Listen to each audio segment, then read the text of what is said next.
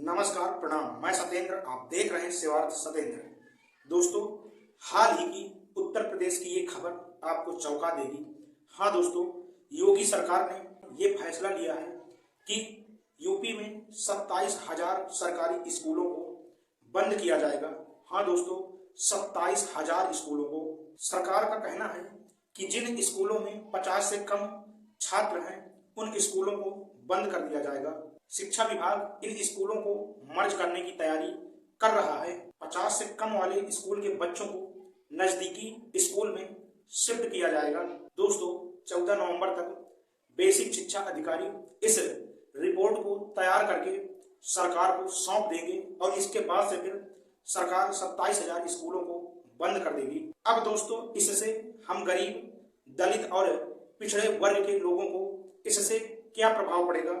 तो दोस्तों, जो भी गरीबों, दलितों, पिछड़ों के बच्चे हैं वो ज्यादातर सरकारी स्कूलों में ही पढ़ते थे और जब इस तरह से इन सरकारी स्कूलों को बंद कर दिया जाएगा तो सारा का सारा जो दबाव है, प्रेशर है, वो गरीबों के बच्चों पर आएगा।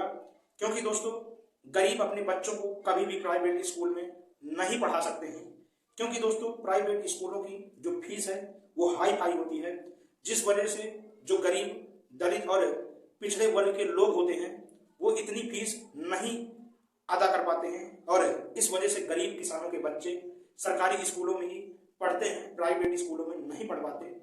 लेकिन दोस्तों, वहीं जो बड़े लोग होते हैं वो अपने बच्चों को कभी भी सरकारी स्कूलों में नहीं पढ़ाते हैं और उनके बच्चे हमेशा प्राइवेट अच्छे अच्छे स्कूलों में पढ़ते हैं दोस्तों।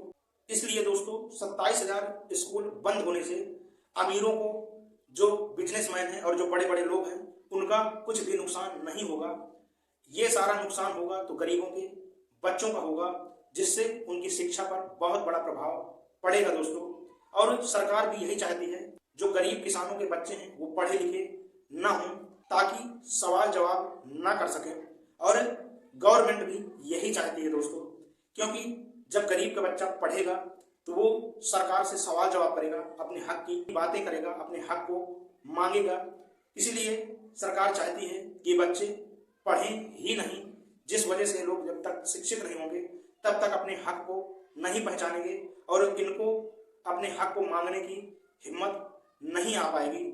और दोस्तों, आपको बता दूं कि पिछले 6 सालों से यूपी में शिक्षक भर्ती नहीं निकाली गई है, जिसकी वजह से लाखों युवा बेरोजगार है। और अब दोस्तों, जाहिर सी बात है कि जब 27,000 स्कूलों को यूपी में बंद कर दिया जाएगा और 27,000 जो नौकरी के पद हैं वो भी खत्म हो जाएंगे और जो 27,000 युवा हैं वो बेरोजगार इसी तरह से भटकते रहेंगे।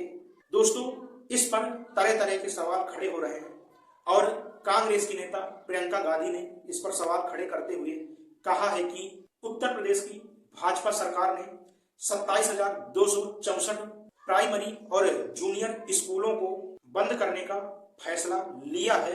यह कदम शिक्षा क्षेत्र के साथ साथ दलित, पिछड़े, गरीब और वंचित तबके के बच्चों के खिलाफ है।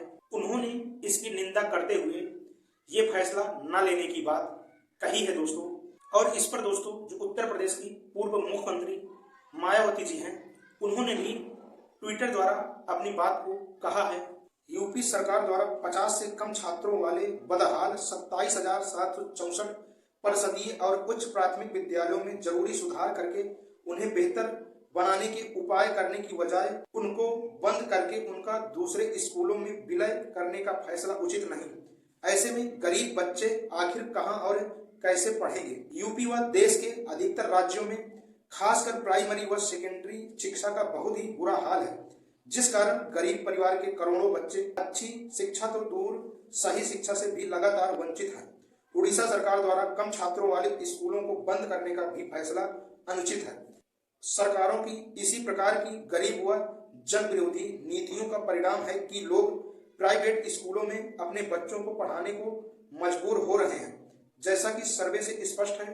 किंतु सरकार द्वारा शिक्षा को समुचित धन व ध्यान देकर इनमें जरूरी सुधार करने के बजाय इनको बंद करना ठीक नहीं। और दोस्तों, इसी पर चंद्रशेखर आजाद ने भी अपनी बात कही है। उन्होंने कहा है कि भाजपा की केंद्र वाली मोदी सरकार द्वारा देश भर में वर्ष 2018-2020 के बीच 51,108 सरकारी स्कूल बंद करने के सफल परीक्षण के बाद अब भाजपा की उत्तर प्रदेश वाली योगी सरकार 27,000 बेसिक स्कूल शीघ्र बंद करने का फैसला सिर्फ शिक्षा पर नहीं बल्कि बहुजन समाज के हौसलों पर भी प्रहार है।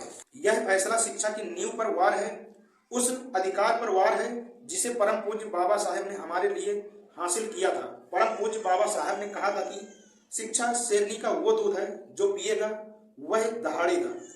भाजपा सरकार को यही डर है कि अगर बहुजन समाज का हर बच्चा शिक्षित हुआ तो वह अन्याय के खिलाफ खड़ा होगा, दहाड़ेगा और बराबरी का हक मांगेगा।